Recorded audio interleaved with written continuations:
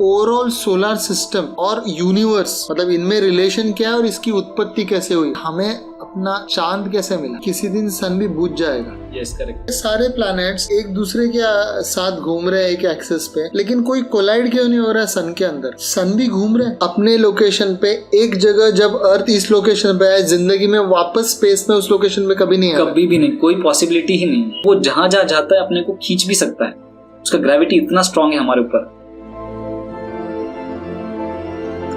हाय, मैं हूँ राजेश भोसले और आज हम सोलर सिस्टम और यूनिवर्स के डिजाइन के बारे में समझेंगे प्रवीण जी से। हाय प्रवीण। हाय। पहले मैं ये जानना चाहूंगा कि ओवरऑल सोलर सिस्टम और यूनिवर्स, मतलब इनमें रिलेशन क्या है और इसकी उत्पत्ति कैसे हुई, how it's form. Two primary concepts हैं। एक तो हिंदू माइथोलॉजी के हिसाब से दे वर ऑलरेडी क्रिएटेड और they were created by gods, and science कहता है कि they were found by big bang. जो बिग बैंग बेसिकली होता ये है कि दो बहुत ही शक्तिशाली चीजें इन द स्पेस वो आपस में टकराई। इन दिस स्पेसिफिक केस वो थी दो गैस क्लाउड्स। बेसिकली जब ये मोमेंट एग्जिस्ट हुआ था, जब दोनों ही क्लाउड्स ने टकराया, वो टकराने की वजह से द अमाउंट ऑफ हीट और जो मैटर क्रिएट हुआ था वो अलग अलग टुकड़ों में हो चुका था। समझ लीजिए बहुत सारी चीज टकराती आपस में। सो टकराने के बाद बहुत रेयरली वो मिक्स होता है, वो फिर टकराने के बाद फैल जाता है हर जगह। सो वो जो फैलाव था पूरा, उसमें कहीं कहीं सेंटर में एक बड़ा आइटम रह गया which later became the sun, and उसका मास सबसे ज्यादा था एंड वो सबसे ज्यादा गर्म भी था उस केस में। उसके बाजू में जितना भी केओस था, जितने भी पत्थर थे या फिर जो भी डस्ट था, वो धीरे धीरे वो भी एक होते गया, क्योंकि द प्राइमरी रीजन वाज कि सारा चीज उबलता हुआ था, बहुत गर्म था। अगर दो उबलती हुई चीज, जैसे कि अगर आप लावा के बॉल्स बना दीजिए कुछ, तो अगर वो आप ऐसे फेंक भी देते एक दूसरे पे तो कहीं ना कहीं मर्ज हो जाती है। सो वो सिचुएशन आप इमेजिन कीजिए कि इतना गर्म चीज आपस में स्पेस में घूम रहा है, because there is nowhere to go. Ultimately जब ये दोनों चीज टकराई है, यहाँ पे अर्थ में तो क्या होता है, कोई चीज टकराओ तो वापस नीचे गिर जाती है due to gravity, but at that moment there is no particular gravity और direction to go for. So उस समय वो सिर्फ टकरा रहे थे, मर्ज हो रहे थे, कोलाइड हो रहे थे, यही पूरा केओस चल रहा था। ओके, लेकिन मैं एक समझना चाहूंगा कि सोलर सिस्टम और गैलेक्सी ये दो अलग चीज क्या है, या ये एक ही है, क्या है? यस यस, इनफैक्ट ये बहुत ही यूजफुल क्वेश्चन है। सो बेसिकली सोलर सिस्टम तो we already know what it is, sun and उसके आजू बाजू के planets. This is the whole set of group of objects.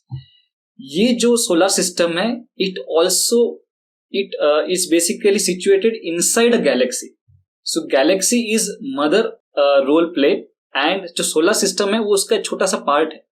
So basically ये solar system is just one part of the entire galaxy that we are into. तो ये Galaxy मतलब कितना बड़ा होगा? ओह यस, सो गैलेक्सी से पहले सोलर सिस्टम का आपको स्केल का तो अंदाजा है ही, क्योंकि आप सन का स्केल इमेजिन कर सकते हैं। सो जस्ट आपको एक प्रोपोर्शन समझाने के लिए, if Galaxy is 100%, then our solar system is 0.00001% of the entire space. तो ऐसे तो बहुत सारे सोलर सिस्टम्स होंगे गैलेक्सी में। Yes, in fact इस बारे में कोई पुख्ता सबूत नहीं है, बट इतना जरूर हम जानते हैं कि बहुत सारे सिस्टम, हम सोलर सिस्टम अपने ही सिस्टम का नाम हमने रख दिया। सो बेसिकली यस, और भी सोलर सिस्टम्स हैं, क्योंकि और भी स्टार्स हैं हमारे गैलेक्सी में। कहते हैं कि अराउंड 100 बिलियन स्टार्स हैं अपने ही गैलेक्सी में। सो ऑब्वियसली ये बहुत ही जायज सी बात है कि इनमें से एटलीस्ट 10 मिलियन तो प्लैनेट्स के साथ कॉम्बिनेशंस में होंगे ही 100%। लेकिन आपका ये कहने का मतलब है कि पूरे यूनिवर्स में गैलेक्सीज कितने हैं, मैं ऐसा पूछ रहा हूँ। अपने जो यूनिवर्स में ऐसा कहते हैं कि there are billions of galaxies also. जो हमारा गैलेक्सी है which has billions of stars, and there are billions of galaxies as well. It's Milky Way है suppose ना हमारा Galaxy. Yes, our galaxy is known as Milky Way. अभी मैं okay, और फिर हमें अपना चांद कैसे मिला? वैसे इसके बारे में भी थ्योरीज हैं, so there is no exact proof कि वो क्या है, बट जैसे कि मैंने बताया, जब इनिशियली बिग बैंग हुआ था, there were several items in the solar system itself. वो सारे घूम रहे थे, they don't know what to do. So जो आपस में टकरा रहे थे वो आपस में कहीं कहीं एक बन गए, और कोई जो नहीं मिल पाए वो या तो इसके मास की वजह से एक दूसरे के साथ रह गए. Due to they created their own gravity. वो ग्रेविटी क्रिएट होने की वजह से they remained at that particular distance. या फिर हो सकता है कि वो इसलिए ना मिले क्योंकि उनका डिस्टेंस फिर काफी बढ़ गया था एंड वो एक दूसरे को खींच भी नहीं पा रहे थे और छोड़ भी नहीं पा रहे थे. सो ये यहाँ रह गया, ये यहाँ रह गया. Ultimately why life formed on earth, that has several reasons. Okay, तो आपके हिसाब से लाइफ कौन से प्लैनेट में हमारे सोलर सिस्टम में हो सकता है या नहीं हो सकता? मार्स का बेसिकली जो अर्थ वाले हैं उसका सेंटर ऑफ अट्रैक्शन इसलिए बना हुआ है कि वहां पे उनको वाटर का ये मिला है एग्जिस्टेंस, कि कभी वहां पे पानी शायद हुआ करता था बट लाइफ नहीं एग्जिस्ट कर पाया क्योंकि वहां के ग्रेविटी फोर्स की वजह से एंड बेसिकली वहां का जो टेम्परेचर है वो काफी कम है, तो उस वजह से वहां पे एग्जिस्ट नहीं कर पाए. शायद वापिस कुछ पनपता है और वापिस खत्म हो जाता है. So the temperature it's not ideal but it is manageable by human beings, जो हमारे पास टेक्नोलॉजी है उस तरह से. तो वो सोच रहे हैं कि हो सकता है, लेकिन बाकी प्लैनेट्स या तो बहुत ठंडे या तो बहुत ही गर्म है. अदरवाइज तो लाइफ एग्जिस्ट हो ही जाती है उस समय, क्योंकि दोनों का लाइफ टाइम तो सेम ही है, अर्थ का या फिर और सारे प्लैनेट्स का. तो अगर होना होता तो हो जाता, अगर नहीं हुआ है तो बहुत मुश्किल है वहां पे रहना. आप कहते हैं मार्स पे रहना भी मुश्किल होगा but we feel it feasible because we have the technology to exist there. हमारे पास या तो ऑक्सीजन ले जाने की क्षमता बढ़ गई है या फिर वहां के ठंडे एटमॉस्फेयर. वहां जनरेट नहीं कर सकते? I'm not sure, yes. मैंने सुना है एक स्टेटमेंट में इलॉन मस्क कह रहे हैं कि वहां न्यूक्लियर बॉम्ब फोड़ दो तो फिर जो कार्बन जो कंटेंट है वो बढ़ जाएगा और कार्बन डाइऑक्साइड से वापस वो गर्म हो जाएगा planet. Yes, I am not saying कि वो एंटायरली गलत है बट ये ऑब्वियसली ट्रायल एंड एरर वाला चीज है कि जब तक वो चीज करे नहीं जाए, प्रूव ना हो जाए, तब तक science don't believe it. Physics का सबसे मूल आधार यही है कि if your concept is not repeatable, हर वक्त वो सही साबित नहीं हो सकता, तब तक it can not be accepted.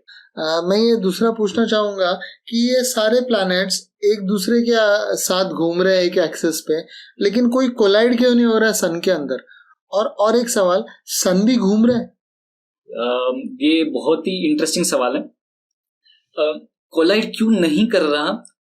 उसका सबसे प्राइमरी रीजन ये है कि जब ये बिग बैंग हुआ था तब जो जिस डायरेक्शन में जो बड़े बड़े ऑब्जेक्ट्स छूट गए थे उनका स्पेसिंग कहीं कहीं पे बहुत ज्यादा था, तो वो एक दूसरे से इतने दूर हैं बेसिकली, और सन के हिसाब से वो एकदम एप्ट पोजीशन पे है कि वो या ज्यादा पास भी नहीं जा सकते और ज्यादा दूर भी नहीं जा सकते. और एक चीज जो आप कह रहे हैं कि सन भी क्या घूम रहा है, क्या बेशक घूम रहा है. Sun is basically revolving around the centre of our Milky Way, the galaxy. तो सन ही अपना पोजीशन है तो होल्ड कैसे करता बेसिकली? तो इसके साथ मैं इस सवाल पे आता हूं कि अगर सन घूम रहा है गैलेक्सी के सेंटर की तरफ, हमारे प्लैनेट्स भी सन के साथ घूम रहे हैं, तो वो कैसे पकड़ के पूरा घूम रहा है और कैसे वो सब हो रहा है? इसमें ना ये काफी एक्चुअली हैरान होने वाली बात भी है एंड साथ साथ एक अचंभे वाली चीज में ये है कि सन क्योंकि मास में इतना ज्यादा बड़ा है, पहला तो कि वो उसी की ग्रेविटी से हम अपनी जगह पे टिके नहीं हुए हैं, बल्कि वो जहां जहां जाता है अपने को खींच भी सकता है. उसका ग्रेविटी इतना स्ट्रांग है हमारे ऊपर. सो अगर आप इमेजिन करें, हम तो घूम ही रहे हैं सन के आसपास, हमारे खुद के इंडिविजुअल रोटेशंस भी हो रहे हैं and sun together with us is also travelling at an enormous speed inside the whole galaxy. And if you can imagine, अपना गैलेक्सी भी मूव कर रहा है overall. It is not that कि अपना गैलेक्सी भी कांस्टेंट एक जगह पे ही है. सो बेसिकली एक दूसरे से वो अपनी अपनी ग्रेविटी की वजह से अटैच्ड है, अदरवाइज ये कभी भी अलग हो सकते थे. यानी कि आप कह रहे हैं कि सब कुछ अपने लोकेशन पे एक जगह, जब अर्थ इस लोकेशन पे है, जिंदगी में वापस स्पेस में उस लोकेशन पे कभी नहीं आया? कभी भी नहीं, कोई पॉसिबिलिटी ही नहीं. इनफैक्ट अगर मैं आपको टाइमलाइन बताऊं, जैसे अपना एक साल इस 365 डेज हमने उसको कैलकुलेट किया है, वैसे ही there is also something called as galactic year. Galactic year is when जब सन अपना एक राउंड पूरा कर लेता है गैलेक्सी के around, so that is almost 250 million years. जब वो वापिस अपनी ओरिजिनल पोजीशन, मतलब not the exactly original position, but वापिस वो एक राउंड पूरा करके अपनी जगह पे आ जाएगा। सो 250 million years is also so big कि अभी तक हम लोग ने, इंसानों ने तो वो टाइमलाइन देखा ही नहीं। अभी आपने मास की बात कही थी कि मैटर होता है, सॉलिड पार्टिकल्स होता है तो मास होता है, तो सन में मास नहीं है। मैंने तो सुना है वो हीलियम और हाइड्रोजन है, तो वो सन हमें अट्रैक्ट कैसे कर रहा है जबकि मास नहीं? ये वैसे जो ऊपर वाला जो लेयर होता है सन का, उसमें ये मैक्सिमम चीजें होती है, but ultimately it has mass. Otherwise बिना मास के ग्रेविटी कोई भी ऑब्जेक्ट क्रिएट ही नहीं कर सकता। So if it is attracting us, तो उसमें मास 100% है। सिर्फ ऊपर का लेयर इतना बड़ा है उसका कि वो रीजनरेट अपने आप को करते रहता है। तो सन के अंदर में वो जो आग आ रही है उसका सोर्स क्या है? जो लाइट और जो हीट का सोर्स क्या है सन? सी, आपने ही उसका आधा सवाल का जवाब दे दिया था कि हाइड्रोजन और हीलियम इतने मात्रा में होके उसको कोई चीज कम करने वाला नहीं है। सो वो आपस में ही टकरा के और वो एक दूसरे के सेल्स रीजनरेट करते रहते हैं और वो वापस बनते ही रहते हैं। बट ये नहीं है कि वो कभी भी कम नहीं होंगे। ऐसा मानना है लोगों का कि आफ्टर मेनी बिलियन ईयर्स उसका जो एनर्जी है वो भी कम हो जाएगा और वो भी ड्वार्फ स्टार के जैसा बन जाएगा, यानी कि उसकी भी रोशनी बहुत कम हो जाएगी। एंड एज यू सेड, लेकिन नासा ने भी एक चीज अभी इनिशिएटिव लिया है। वहां पे हमने प्रोब लॉन्च किया है, I think which is called Parker, जो कि अभी मर्क्यूरी के पास घूम रहा है एंड और भी पास जाने की कोशिश करेंगे। तो वो जो है वो सन को स्टडी करने के लिए गया है कि बेसिकली जो आपका सवाल है उस चीज का ही जवाब हमें कैसे मिल सकता है। ओके, तो आप ये कहना चाहते हैं कि किसी दिन सन भी बुझ जाएगा? Yes, correct. ओके, और वो बहुत दूर हो, होप सो। यस, बहुत दूर है और रात में हो तो और अच्छा। ओके, जब ये इस सब में हमने 2-3 और चीजें कंसेप्ट सुनी है यूनिवर्स में, such as black hole. Black hole is basically different because उसका मास इतना ज्यादा है compared to every other thing in this universe कि द लाइट इन इटसेल्फ वो उसको क्रॉस नहीं कर सकती, जबकि वो फास्टेस्ट चीज हम जानते हैं। सो लाइट भी उससे, उसके जो रोटेशनल स्पीड और उसके ग्रेविटी से टकरा के बाउंस हो जाती है और हमें देखने नहीं देती कि अंदर क्या है। सो यू मीन टू से it's an place in universe जिसमें ग्रेविटी बहुत ज्यादा है। Yes, that is black hole. Correct. तो क्या हमारे गैलेक्सी में ब्लैक होल है या हमारा सेंटर ही ब्लैक होल है गैलेक्सी का? आपने काफी सही जगह पे पॉइंट रखा है। बल्कि अगर आपको याद है 2019 में हमने एक ब्लैक होल का इमेज कैप्चर किया था। वो बेसिकली वो हमारा ही ब्लैक होल है जो हमारे गैलेक्सी के सेंटर में है and which is everything, holding everything together हमारे सोलर सिस्टम के साथ। So yes, our Galaxy is also holded and उसको एक साथ रखने का जिम्मेदारी एक ब्लैक होल को ही दिया है हमने। तो उसका नाम भी रखा है इनफैक्ट हमने, सैजिटेरियस ए स्टार, ऐसा कुछ नाम है उसका। ये जो हमारा सोलर सिस्टम है और हमारा अर्थ है, इसके स्पीड के ऊपर आप कुछ बताना चाहेंगे? किस स्पीड में घूम रहे हैं और हम उस स्पीड में जाते हुए हमें फील क्यों नहीं होता? ये टेबल क्यों नहीं हिल रही है? ये मैंने भी बचपन में इसमें बहुत सारे थॉट्स दिए थे, but when I actually understood the concept तो ये काफी क्लियर हो गया। सी, पहले तो स्पीड के ऊपर बात करता हूँ, तो वो इनॉर्मस जो कैपेसिटी ऑफ है हमारा वो समझ में आ जाए। सो बेसिकली हम एक तो रोटेट कर रहे हैं around our own axis which is let's say around 1700 kilometre per hour, kmph में बात करते हैं। तो इतने स्पीड से हम घूम रहे हैं अपने ही एक्सिस पे। ओके, 1700 kmph, ठीक है। And then we are orbiting around the sun, जो कि which is around 1 lakh kilometre per hour पे घूम रहे हैं। सो दो स्पीड्स हमें यहाँ पता चल गई। Our solar system in itself is moving across the our galaxy which is around 9 lakh kilometer per hour. Okay. इतनी स्पीड से हम अपने इसमें घूम रहे हैं and then the galaxy is also moving at certain speed which is around 28 lakh kilometer per hour. If you can imagine the speed of Earth in this scenario, तो आप इमेजिन करेंगे कि हो सकता है फिर हमें एग्जिस्ट ही नहीं होना चाहिए कि इतने स्पीड से हम ट्रैवल कर रहे हैं। Yes, exactly. सो इसका सबसे इजी रीजन है, एक एग्जांपल के साथ मैं समझाता हूँ। आप एक प्लेन में अगर सारे बंद कर दो तो आप गेस नहीं कर पाओगे कि प्लेन एक्चुअली चल भी रही है कि नहीं। और इनफैक्ट आपको उसके अंदर आप भले दौड़ो या आप उसके अंदर भले एक ग्लास ऑफ वाटर रख दो तो भी वो स्पिल ऑफ होने के चांसेस नहीं है। This is basically because we are not connected to the outside atmosphere. That is theory of relativity again. Einstein. Yes, relativity theory is something more related to time, and but this is more related to the physics which Newton said. Okay. जो Newton क्या कह रहा था, if any object is in motion, if it is not stopped by any other force, तब तक वो motion में रहता ही है. Correct. In that particular phase, we lose the sense of speed. Correct. और हमें वो महसूस होना बंद हो जाता है. Correct. But the whole point is वैसे तो कोई ऐसा चीज नहीं है जो हमें स्पेस से अलग कर रहा है apart from our own atmosphere. So अपना जो एटमॉस्फेयर का जो लेयर है वो इतना थिक है, वो ही उस आउटर स्पेस का, चाहे उसे आप डार्क मैटर बोल दीजिए या डार्क एनर्जी बोल दीजिए, या जो स्पीड है जिससे वो ट्रैवल कर रहा है, उससे हमको बचाए रख रही है और हमें वो पता ही नहीं चलता। एंड वो स्पीड भी इसलिए महसूस नहीं हो रही because it is moving at a constant speed. उसमें कोई भी फेरबदल नहीं है। अगर मैं प्लेन को बीच में झटके से उसका अगर मैं जेट उसके बंद कर दूं तो you will feel a jerk. Correct, because you have change the speed. Correct, if you don't change the speed at all तो आपको कभी भी पता नहीं चलेगा आप इतने ज्यादा स्पीड में ट्रैवल भी कर रहे हैं। Correct correct. ओके प्रवीण, इससे सिर्फ एक मैं बचपन में इमेजिन ऐसे करता था, अगर अर्थ 1700 kilometre per our tilted motion में रिवॉल्व कर रहा है तो अगर किसी तरीके से मैं यहाँ पे जंप करता हूँ और अर्थ रिवॉल्व करता है तो मैं अमेरिका या मद्रास या मदुरई क्यों नहीं पहुंच जाता हूँ? मैं अर्थ के साथ क्यों नीचे उतरता हूँ उसी जगह? क्योंकि पर आवर अगर वो स्पीड से जा रहा है तो कुछ सेकेंड्स में कुछ किलोमीटर तो जाना चाहिए।